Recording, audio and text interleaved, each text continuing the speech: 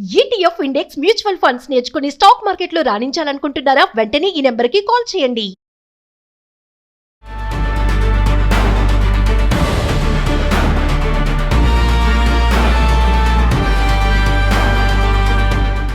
America టారిఫ్లతో ప్రపంచాన్ని గడగడలాడిస్తోంది. గత కొద్ది కాలంగా ప్రపంచ దేశాలపై విపరీతమైన టారిఫ్లను విధిస్తూ చర్చలతో కొనసాగిస్తూ కొంత ఊరటను ఇస్తున్నప్పటికీ కూడా ఇటీవల కాలంలో రత్నాలు ఆభరణాలకు సంబంధించిన రంగం పైన కూడా 10 నుంచి 12.5% వరకు సుంకాలను అదనంగా విధించడం జరిగింది.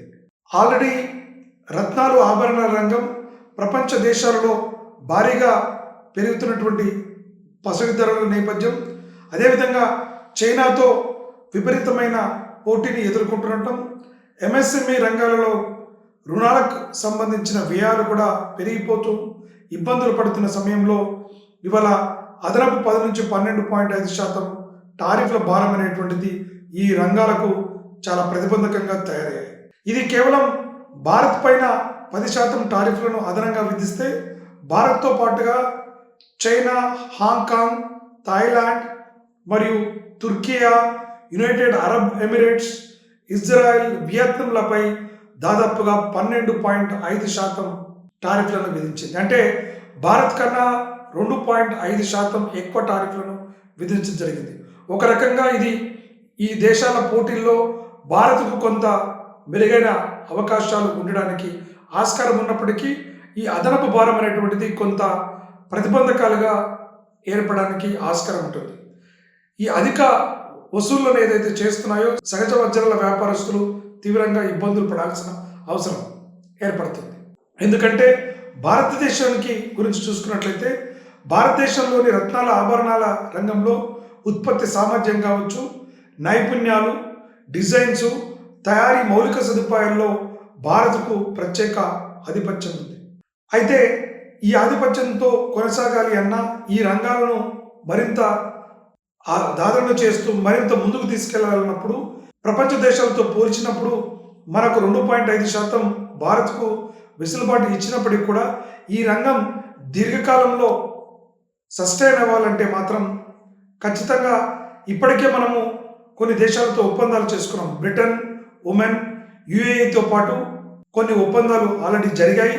త్వరలో యూరోపియన్ యూనియన్, న్యూజిలాండ్తో ఒప్పందాలు చేసుకొని కొత్త అవకాశాలను చేసుకోవడానికి కూడా అవకాశం అయితే చాలా స్పష్టంగా కనపడతాం. కాబట్టి ఈ అన్నిటితో పాటుగా మనము సహజ వజ్రాలు అంటే మిషన్తో చేసినవి కాకుండా సహజ వజ్రాలతో చేసినటువంటి ఆభరణాలు, రంగురాళ్లను ఒక ముడిసరుకుగా గుర్తించి సుంకాల నుంచి మినహాయింపు లభించినట్లయితే ఈ రంగంలో ఉపాధి పొందుతున్న లక్షలాది కుటుంబాలు ఎంతగానో ప్రయోజనాన్ని చేకూరుతాయి.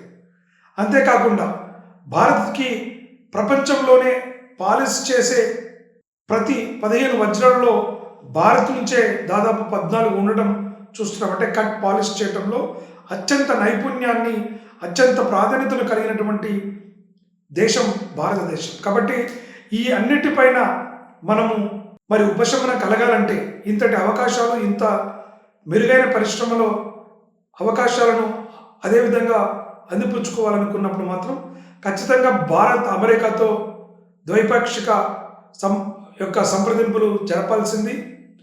జరిపి దాదాపు ఈ సుంకాన్ని పూర్తిగా రద్దు చేసే ప్రయత్నంగా చేసినట్లయితే ఈ భారత రత్న మనకు రత్నాలు ఆభరణాల రంగానికి సంబంధించినటువంటి విషయంలో డిమాండ్కు ఎటువంటి కొదవ లేకుండా ఇక్కడ ఉపాధి పొందుతున్న అనేక మంది కార్మికులు, వ్యాపారులు ప్రయోజనాలు చేకూర్చడానికి ఆస్కారం ఉంటుంది. కాబట్టి ఎప్పుడైతే బయోలెటరల్ ట్రేడ్ అగ్రిమెంట్స్ కానీ లేదా ఈ సంబంధించిన రంగానికి ఉపశమనం కలిగించే విధంగా చర్యలు తీసుకున్నట్లయితే ఈ రంగాలు మరింత బలోపేతంగా ముందుకెళ్ళడానికి ఆస్కారం ఉంటుంది.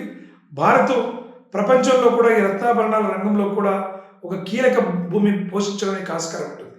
కాబట్టి అమెరికా తమ ఆర్థిక వ్యవస్థను కాపాడుకోవడం కోసం చేస్తున్న నిరంతరం ఏదైతే ఈ టారిఫ్ల భారాన్ని ప్రపంచ దేశాలపై మోపడాన్ని కూడా అంతర్జాతీయ వేదికల ద్వారా కొంత మార్పు తీసుకొచ్చే విధంగా ఒత్తిడి తీసుకురావాల్సిన అవసరం ఉంది.